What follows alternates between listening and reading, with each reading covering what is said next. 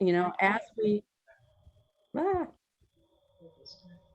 as we continue to have these conversations and do some of the activities and do some talking about those activities, is that I want everybody to have practice doing that.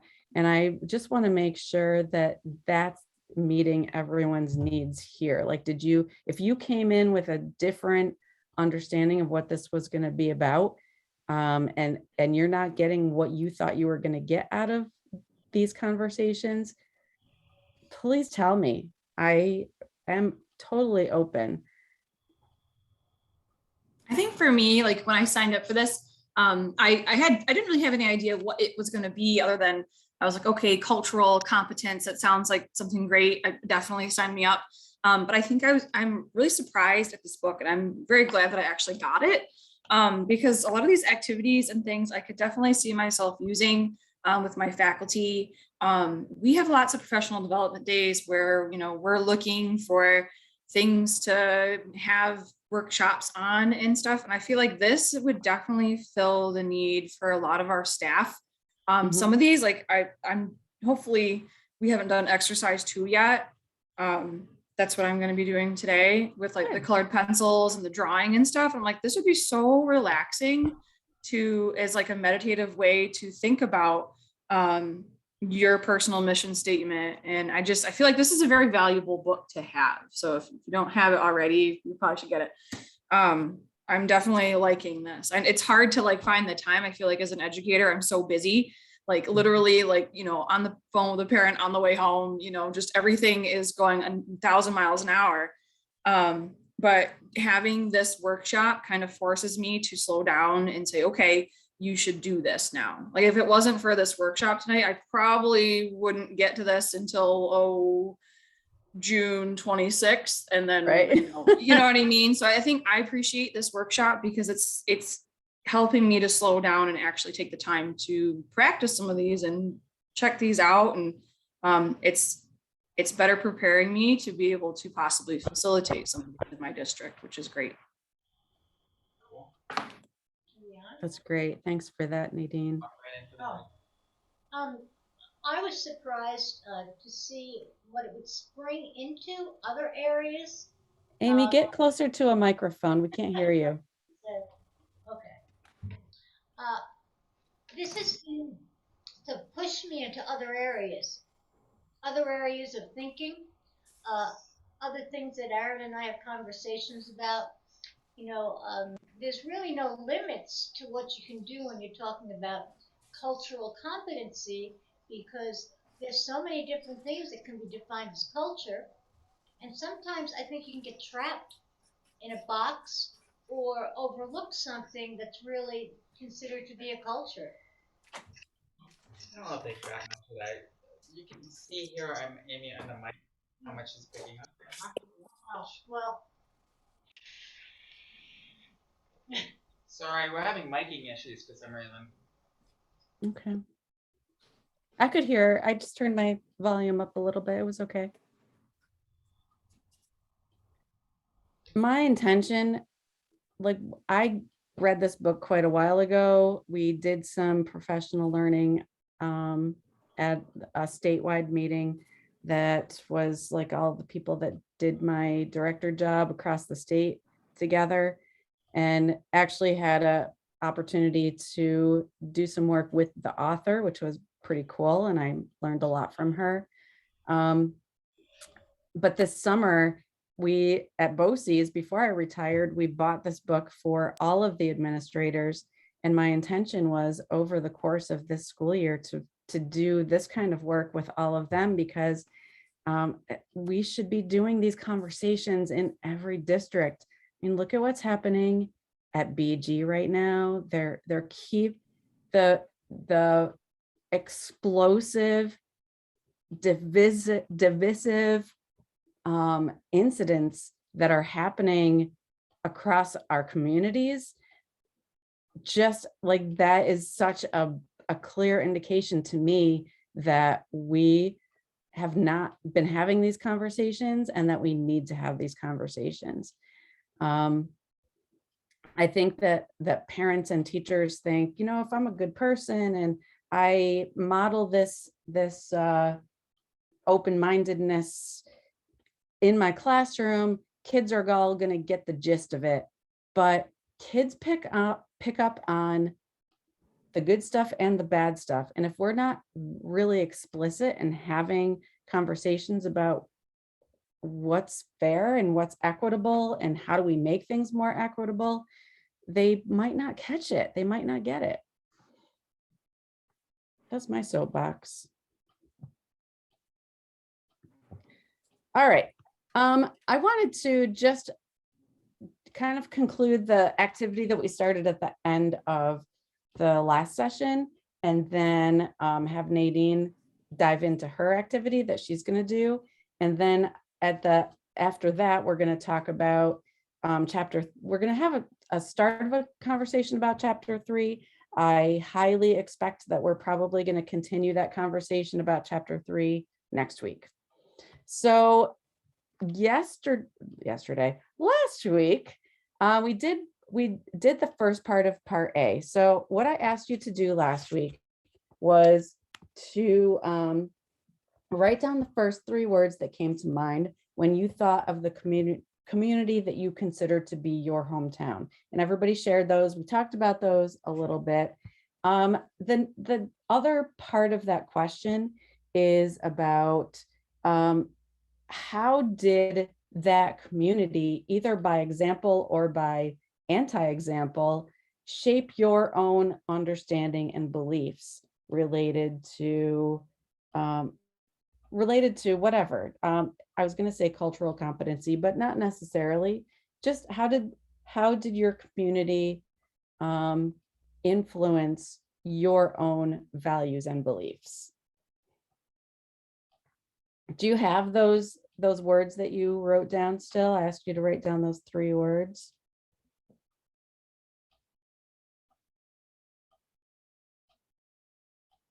We don't all have to go around and share this. If you want to share, that's great. I'll share that when I think of community, I really, I'm not sure, honestly. I was oblivious when I was a kid, and I don't know really what was happening in my community. It was a small community, very similar to the communities that we have around here, and small school, not very diverse culturally or racially. But my parents, my father in particular, was pretty racist, said stuff that I'm not going to repeat here because it kind of makes me cringe. And being a kid who didn't really understand how offensive some of the things he said were, and building an understanding of how wrong that was and how people really should be treating each other and thinking about each other, and having those, I think I talked about this a little bit last week, having those critical friends, like I would say in college, in young adulthood, who, when I said things that were really not politically correct or inappropriate, and I did say, not terrible, not like my dad, but I did say a few things that I didn't realize were inappropriate. Having people say, hey, you really shouldn't say that, and here's why. So I feel like I learned from the bad example that I was presented with to be really conscious of equity issues and to step back and listen to make sure that I had a good understanding of what was going on.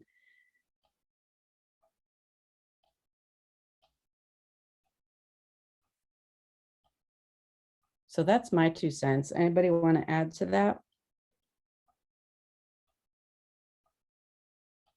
I can share.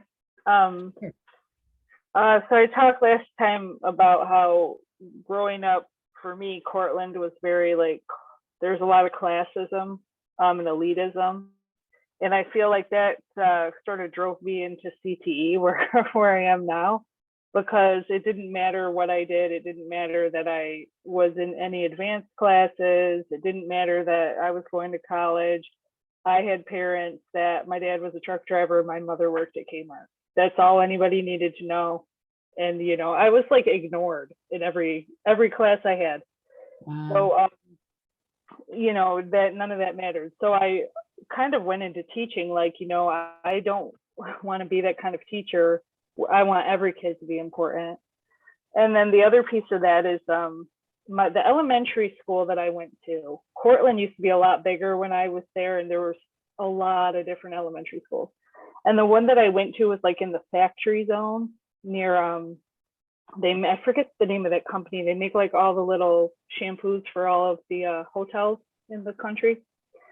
So my elementary school was right there, and it was referred to as the ghetto and the brown school. And when I was a kid, I didn't really get what that meant. And I swear, like maybe 5 years ago, I had this revelation that, oh my God, so that school was always equated poverty with race. The brown school is what people called it. And so when I realized that, I was like, I just can't believe how subtle that racism is, at least to me, when I was growing up. It was always there, and just, I don't know, it just felt gross, and the fact that I didn't realize that it was offensive until so much later. Huh. That's so, like, knowing you and like on having that additional understanding of where you come from is so cool. And what a good story. And when you first said brown school, I was like, oh, because the outside of it is brown. Duh. So yeah. I never got that as a kid. Like, I was the same person that thought that Material Girl, that song, was about a person that was made out of like patchwork cloth, like a doll.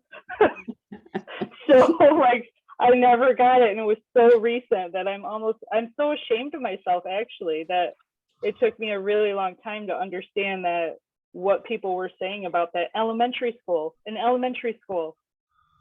highest grade is 6th grade, and that's how people talked about the kids that went there. Wow. Holy cow, that's pretty powerful. So I'm gonna see if the microphone is working. Do you hear me? Yep.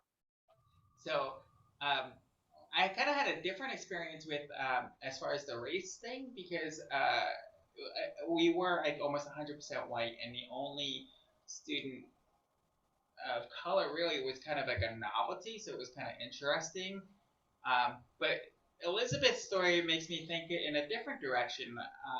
I never met anybody with a disability until much later, and I remember calling somebody a BOSI, because that meant you were going to BOSI's for the disability thing, and I thought that was an insulting term, and they weren't from our state, and my father had to explain what that was. And then I just remember thinking the first person I saw that had a disability was somebody that was a distant cousin, and he was a cerebral palsy person, and drooled and had the whole 9 yards, and I just thought he was so disgusting, and it's really interesting because that's what I ended up going into, and I really enjoy that population, and yeah, very eye-opening. How did you get from that to wanting to work with people with special needs? No. Yeah, so I like the more cognizant kinds of things about things. But I found when I substituted a lot, I went to the special ed classes, and I just got really fascinated by it.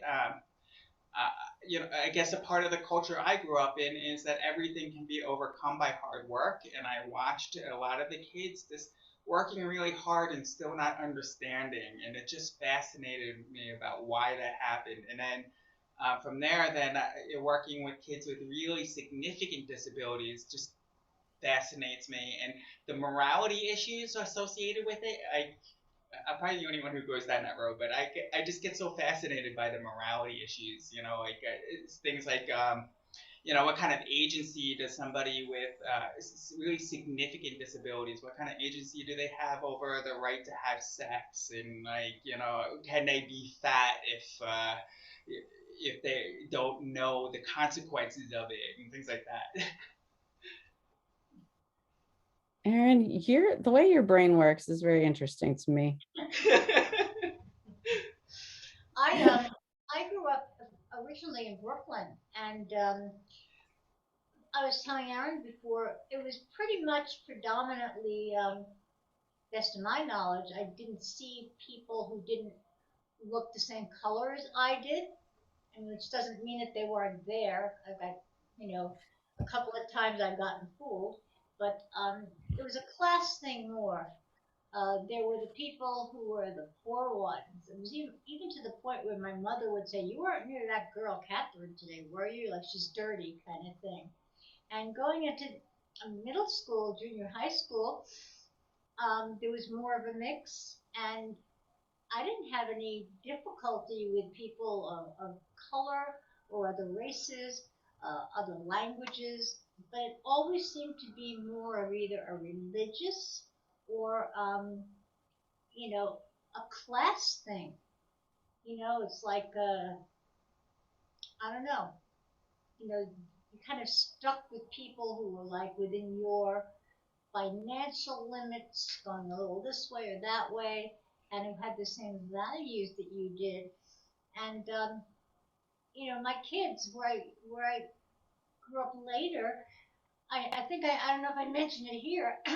I was in an elevator, and my daughter looks at, I think it was probably the first black man she ever saw, and she asked him, "How do you become a chocolate man?" And he thought it was hysterical, because she meant it, no harm. She was like 3 years old, but I don't. I was kind of taught unconsciously there are certain people you should stay away from, and I don't know how my family came to make those decisions because outwardly they didn't appear racist, but they still had a cleaning woman come in, and they called this 58-year-old woman the girl. So Hmm. there was prejudice of some kind there, but Hmm. because they gave her clothing and they paid her to work, it was okay. Yeah. I mean, that sometimes it's overt bias, like in my household, and sometimes it's um less obvious, but there's still bias there.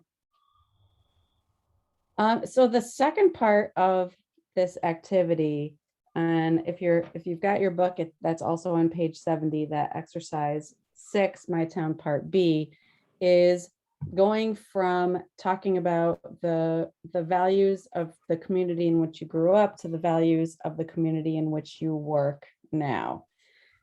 So you've got those 3 words that you came up with that represent the values of your community that you grew up in. And now I'm going to give you just a couple of minutes to write down the first 3 words that come to your mind when you think of the community in which you're currently working.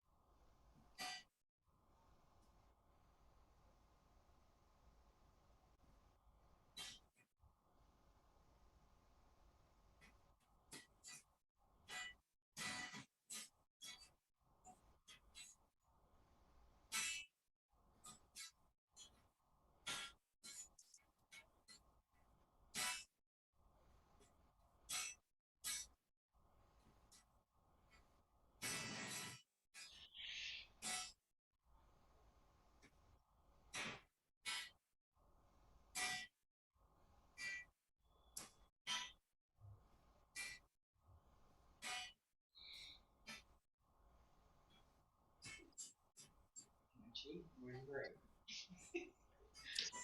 Okay, how are we doing with this?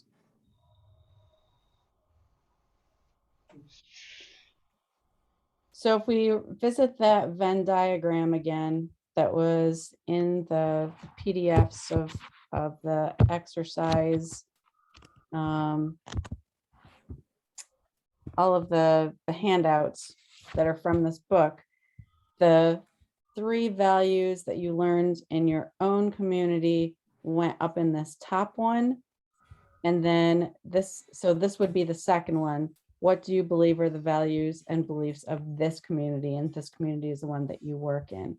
So can we go around, and you don't have to talk about all 3 of them if you don't want to, but can you discuss what you believe the values and beliefs of your school community are? And if you have this in front of you, you can jot those down on the worksheet. That's not necessary though.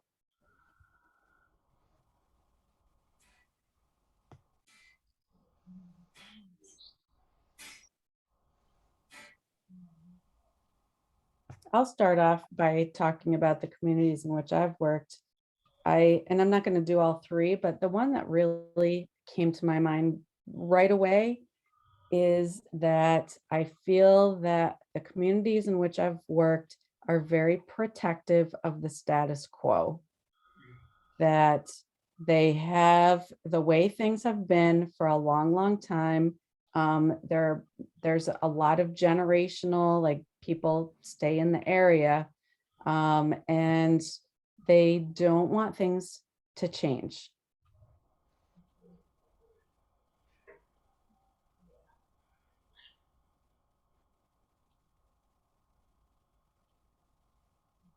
So what else do you all have for values in your community?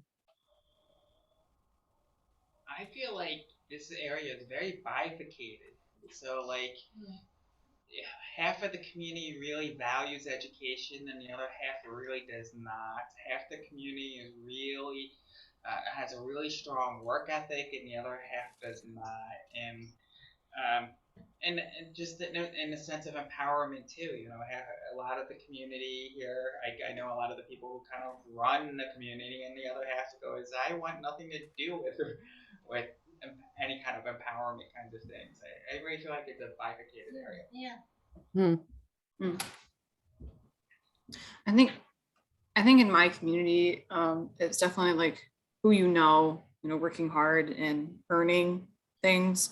Education is really valued, but also negotiating was, or like negotiations or networking. I think networking, what I was looking for. Networking was really valuable. Who you knew, like, oh, do you know this person knows this person, or you wanna go to this event because you're gonna wanna bump shoulders with this person, and that kind of stuff.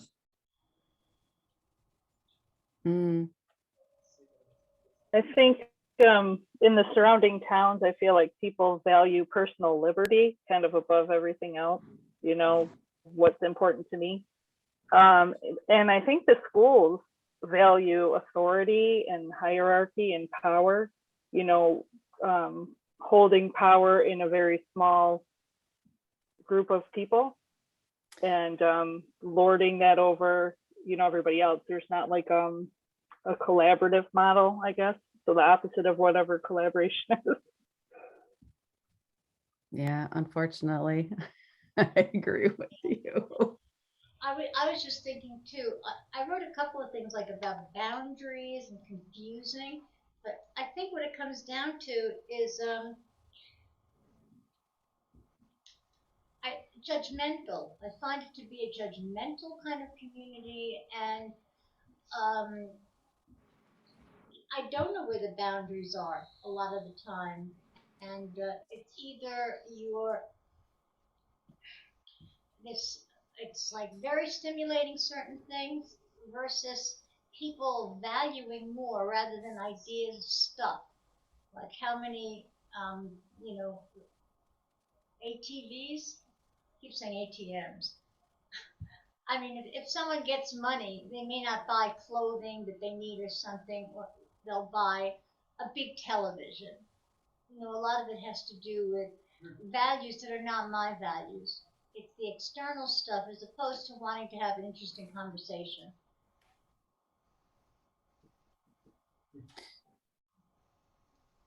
So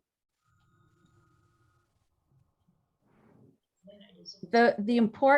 I think the important follow-up question here is, and thank you all for sharing. I see those things that you're talking about in our larger community for sure. And I think we all are kind of on the same page there.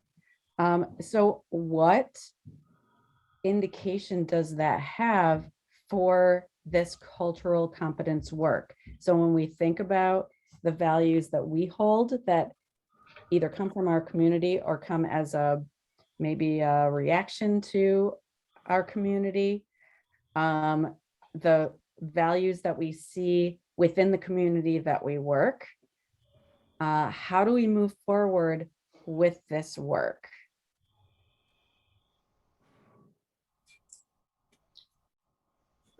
I'm not sure if this makes sense, but I feel like using this diagram, it helps me to like understand why maybe sometimes like the parents that I'm talking to might get defensive over certain things because we're coming from different values. I feel like sometimes like, you know, I feel like sometimes my parents get very defensive and feel like they need to defend what their kid deserves and make sure that no one's taking advantage of that.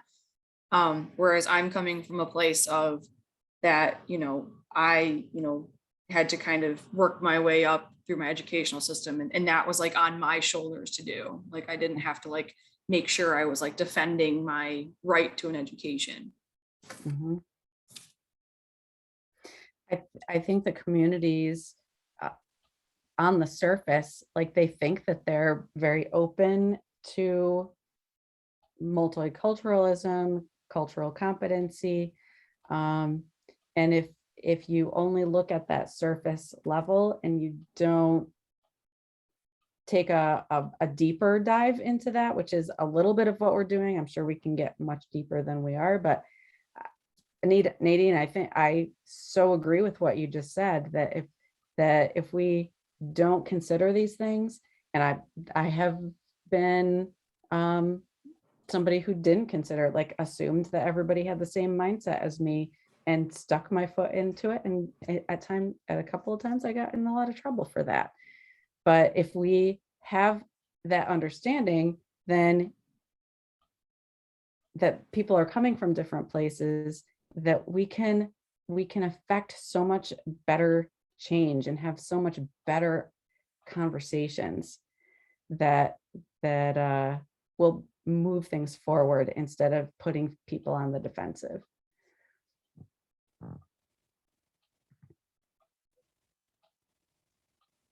Anybody else have thoughts about what indications this work has? What does community really mean? I was just thinking, I don't feel like I'm part of any community up here. I mean, maybe groups that I'm part of, but that intersect or don't intersect. But where is my community? I mean, for a lot of people, their community may not be their town, it might be their school. They feel Mhm. closer to that. But I get stuck on the word community.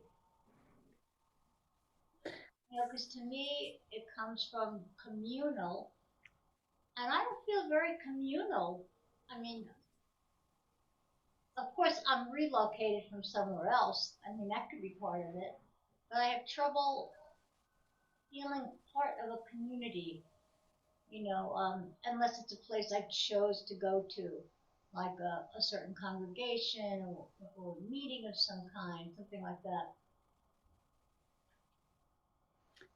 I think that's a really good question. And I guess my assumption is that for those people in a geographical community who live within the boundaries of like a town or a village, who have been there for maybe generations, they have strong ties to that geographical community.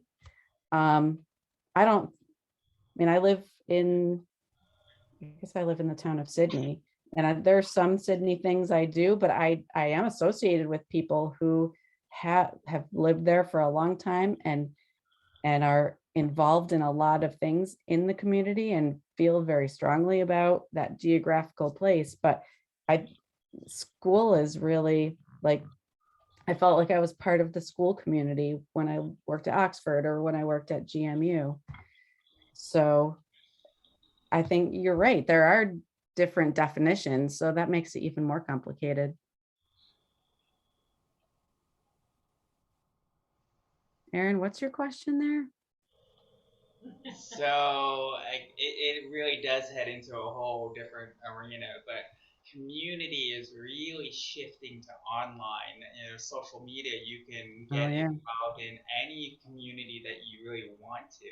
And I think of community geographically. I think that's really how we strengthen each other. But when we remove the geography out of it, it really has some very interesting implications. Mm-hmm. Mm-hmm. Yes.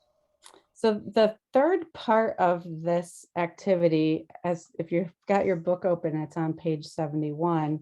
There's a My Town. So it was My Town Part A, My Town Part B, and now we've got My Town Reality Check Part A.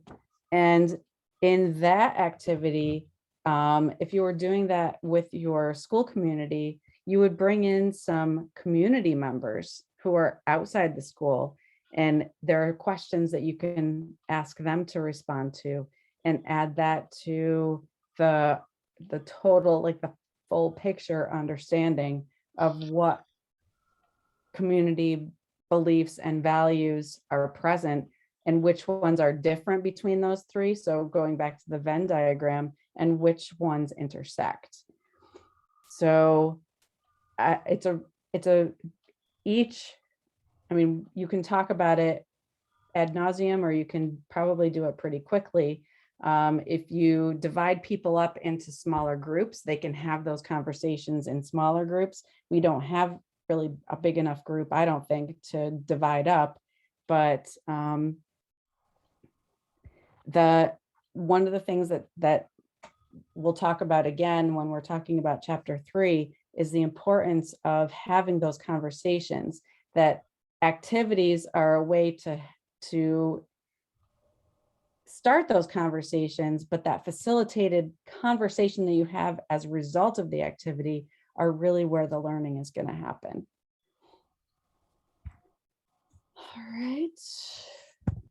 All right. I'm going to hand it over now to Nadine. Alrighty. Do you want to so share your screen? Or yeah, do you want to- absolutely. So I did exercise 2, which starts on page 63. And it's called Personal Mission Statement. And it says it takes about 25 minutes to do. I like this one because it uses colored pencils and markers and crayons, and it has you drawing, which for me as an art teacher, that's kind of where I thrive. And the learning objective is to determine your personal mission statement. So you're using a drawing, and it's kind of cool. They have you do different writing activities in here to kind of supplement and like support your drawing. So it asks participants to draw a picture of their future selves as they have always dreamed of being, or as doing something they've always hoped to accomplish professionally.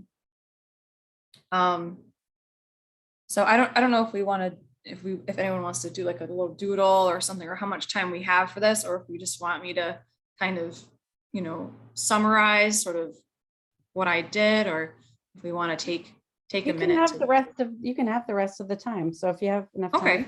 Okay. So if you guys do have a piece of paper or something to draw on, it could be in a notebook or something.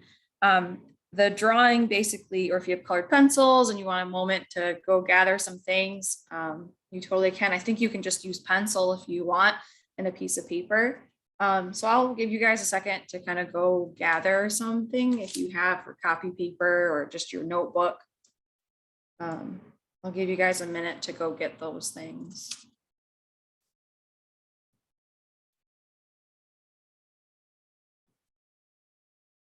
I appreciate that. You probably don't need to have colored pencils for this, which is great because I know a lot of our staff and stuff, if they were to come to a workshop, they probably wouldn't bring those things naturally, but I would probably end up providing them. I feel like if I was leading this activity, I probably would bring my bin of colored pencils and markers and stuff, and they could pick out from what I had, which is good.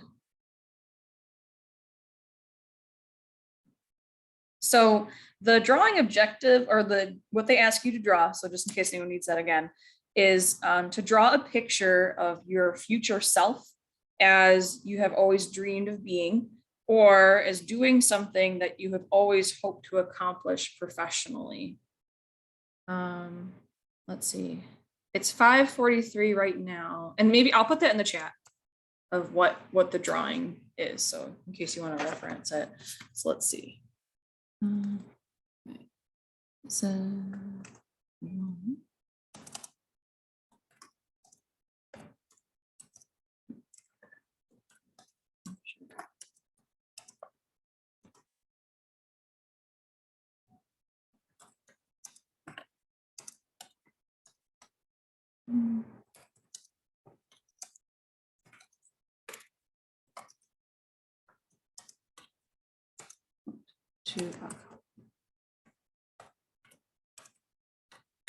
We're getting colors. All right, Nadine, I missed the instructions. okay, that's okay. Okay, so I'm writing in the chat right now what the drawing assignment is. Okay, so it says draw a picture of your future self as you always dreamed of being, or doing something you have always hoped to accomplish. Let's see, how does like 10 minutes sound for drawing? Doesn't have to be like a masterpiece or anything. And if we need more time, we definitely can. Yeah, don't give us that much. Okay. Mine is so, mine is I think really primitive and it's already done. right. Okay, good. All right. So I'll give us maybe 5 minutes or so, and then you guys can always just keep drawing while I'm talking to. I'm going to share what I drew. Mine's not very fancy either. So I'll give us like maybe 2 minutes to kind of sketch out a rough sketch of something.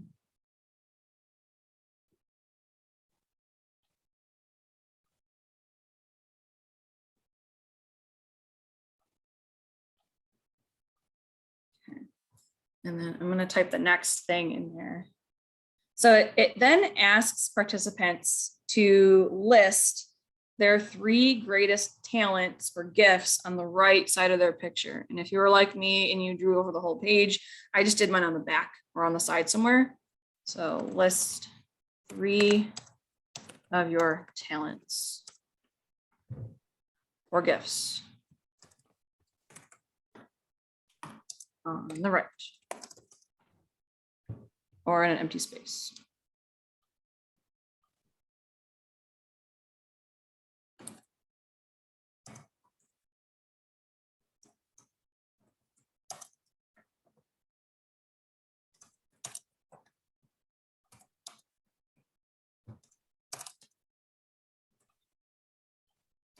Okay, and then on the left side of your picture, you're supposed to list 3 things or causes you feel strongly about.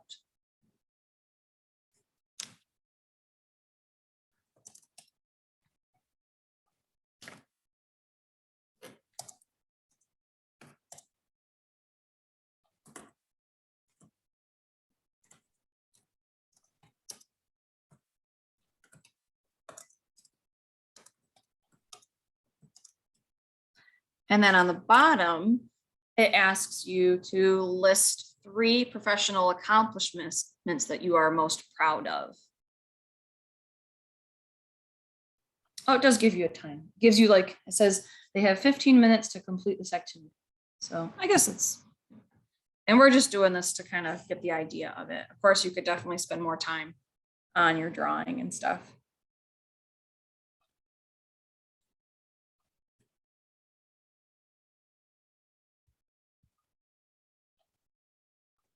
Okay. And then Hey, Nadine. I'm going to give you guys some time to think. Don't give us too much time. Too much 'cause time? we did, Okay. we did the other pieces of this, but we did not do the picture. Oh, okay, perfect. Okay, great. Okay, so then it asks you guys to share with a participant. So I guess if we just wanted to like go around and share what we drew, maybe share some things you wrote. So I can start or someone can start, either way. Go ahead, lay it on. Okay. us. All right. So this is what I did. I don't know if it's hard to see, but I drew a picture of what if someday there was something that was like a learning center that was based on the arts for students, a place they could go to use clay and to paint and have their own little like studio space, have access to like resources and learning materials. I think a lot of times students learn really well through creativity, and I feel like that's a great outlet for somebody. I feel like it's nice to have like gyms and libraries to go to, but I think it'd be really awesome to have like an art center for students K through 12 to be able to go to and have a hands-on experience and to have access to materials and that sort of thing. Not that I feel like that this is definitely a dream reach. Like if I had time to have a second job and all that, that'd be wonderful.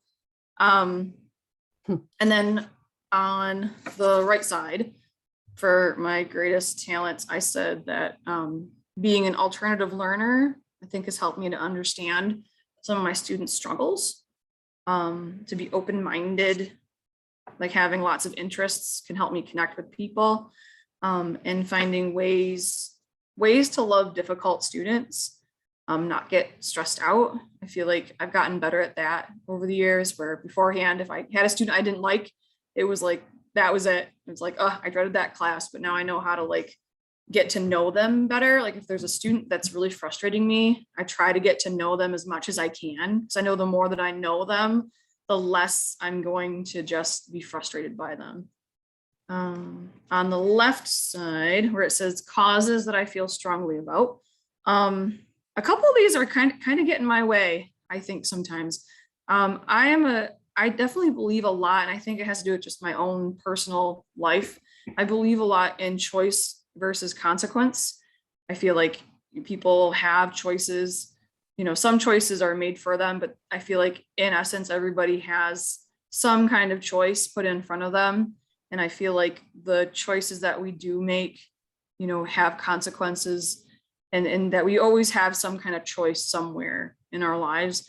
And sometimes it gets in the way. I feel like when I'm trying to connect with parents or families, I can be kind of like, you know, sidewalled by that, because in my mind, I'll think, well, you know, they had a choice, they could have chose something differently, but it kind of blinds me from seeing that, oh, well, I'm not in their shoes, you know, so maybe they didn't have the same choices. Maybe it wasn't as easy as it would have been for me. And then the other two, I'm not like super pro-choice, but I definitely like people to have choices. I don't like people to have choices taken away or being told what to do. But I also, and this just goes into the last one, is I do like, I'm pro values and social etiquette. And I feel like those things kind of help people to be able to make individual choices or smart choices. You know, and then on the bottom, accomplishments. Starting studio art club for 4th and 5th graders was a nice accomplishment for me. Being able to give kids an opportunity to come after school and do art. Saying no to a summer job was like a big step for me this year. I worked the past 12 years as a summer camp counselor. I was an art teacher there, and I found this summer in particular, I think it burnt me out. Just being right from school, right to camp 24/7, you know, just constant 6 to 5:30. It was great while I was in college, and I think it helped me to get where I am, but I don't think I need it anymore. So I feel like letting somebody else use that to better themselves was a good choice. And then finding my teaching style, kind of my calm teaching style. I feel like I've just kind of found that sort of place for me in kind of my routines and that sort of thing. And things are kind of going smooth. especially after the pandemic. I feel like I'm just getting back into my classroom routines and kind of getting out of art on a cart and all this stuff and putting stuff back to where it belongs. So anyways. Nice. Well, I'm glad that you got a chance to do that, because we kind of had that conversation in one of the weeks before you got here. So I feel like that kind of information I love knowing those kinds of things about people, what they feel is important, what makes them tick. I did not follow directions with my picture because I did not do anything related to professional stuff since I'm retired. But one of my big goals is to run a race that will qualify me for the Boston Marathon. So I drew a picture of myself. Isn't it lovely? Like, I'm so embarrassed to show you this after Nadine's lovely picture, but there's me crossing the finish line of the Boston Marathon. So that's one of my big goals this year, to qualify. And by the time I qualify in October, I won't be able to run until 2024. So that's me. I'm running. But I talked more professionally the last time, so I'm not going to rehash all of that stuff.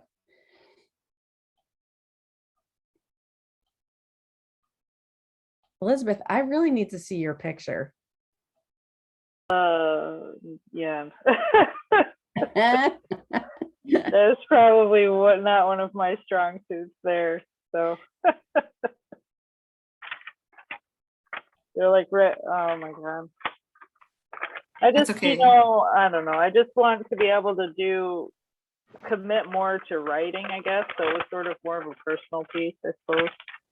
But I really, really tried to draw somebody at a desk, and it didn't really look very good. Oh, good. You can't see it because of my, see, perfect. Can't see it. It's a beautiful picture of somebody sitting at a desk writing. That works out. I think it's because, yeah, you're not missing much, I'll tell you. Like, yeah, you're not missing anything. I think describing a masterpiece is just as good as creating it. So you're good. Oh, there you go. It's like these what do you call those? Rectangles see? And the person's supposed to be sitting at the desk, but they're like, the desk is like, I don't know. It's terrible. Oh, good. I see some perspective in there. You got the angles and stuff. Good. You only had 5 minutes. So. Oh, that's very generous of you. My drawings are not much better. What'd you draw, Aaron? So I cheated. Let's see.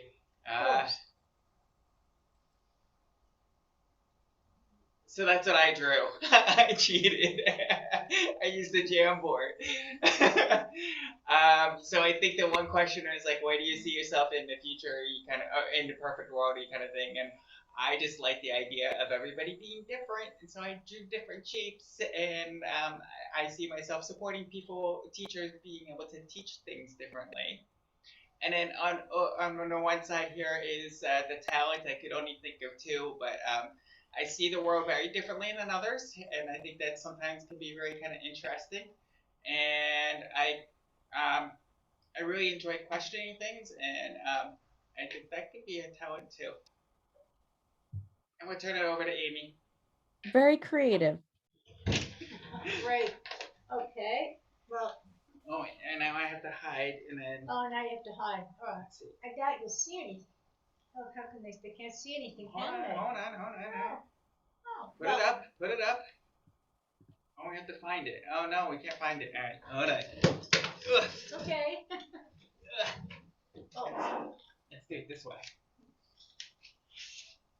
You got some Three Stooges stuff going on over there. Two Stooges. Somebody. It's not working. I have to take it off the Zoom thingy. Just describe it. Describe it. Go ahead. Describe it. Oh, you need to see it. No, I have to see it. I have the ocean, and I'm sitting by the shore with a book in my hand and maybe a pencil, and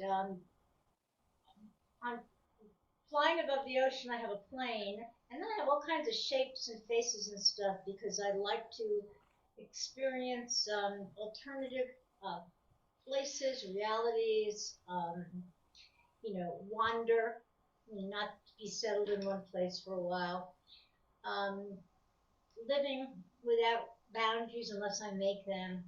And it's important for me to create something unique. I think that I've been creative and strong as a teacher and also working in medicine.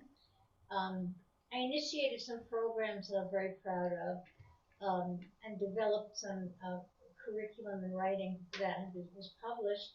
And I'm very, oh no, oh no, to see it now.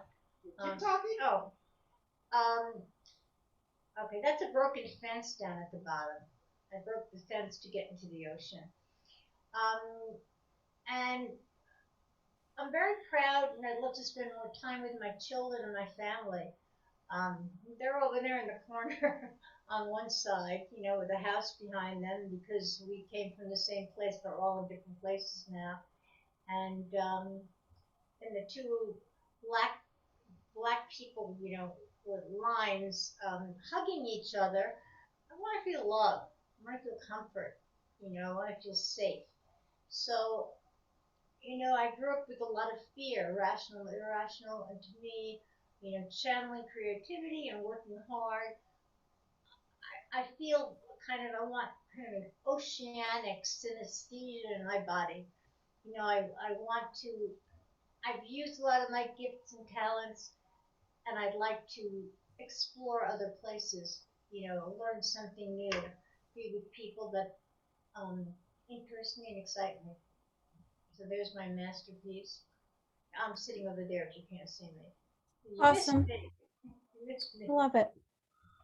Great That job. that just completed what we had done before. So I love that you picked that one, Nadine. Thank you. Nadine, since we're running short on time here, like if you were doing this with like at a faculty meeting and as sort of an initial or starting at the beginning of having these conversations about cultural competency, how do you think this activity helps set the foundation for those conversations? I think it gets you to think about, well, by sharing, I think you might find that there are lots of different responses to that question, and those responses come from different sources and different places.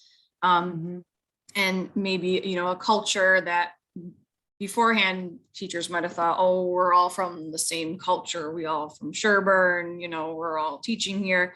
Finding that even in a culture that is on the surface seems quite the same, can be very diverse, and doing things like this and exposing ourselves to different viewpoints and to different sources and stuff can give us kind of a competency when we're working with our students and giving us that kind of mindset. That's great. And I think we could do versions of this with our students too. And would help us in understanding. And I think we had talked about this a little bit a few weeks ago, help us in our understanding of the diversity of our kids and where our kids are coming from too. All right, it is 6 o'clock, so I just have a couple of things that I want to do in wrapping up today. First of all, I wanted to get out of this first of all.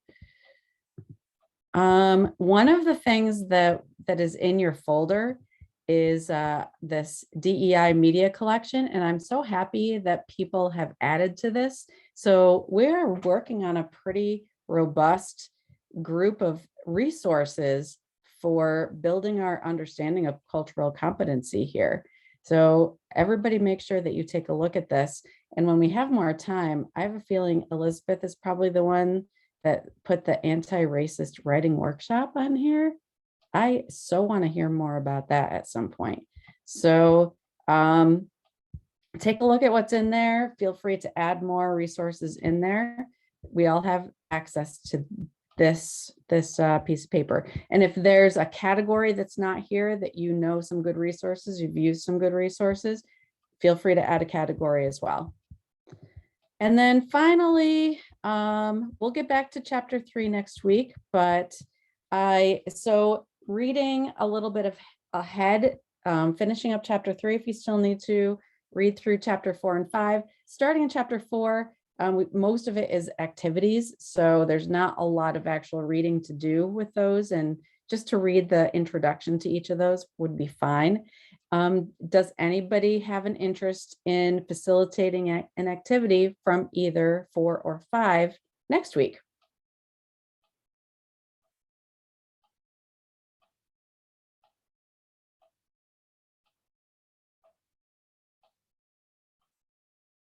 Otherwise, you're stuck with me facilitating an activity. Aaron, you want to do one?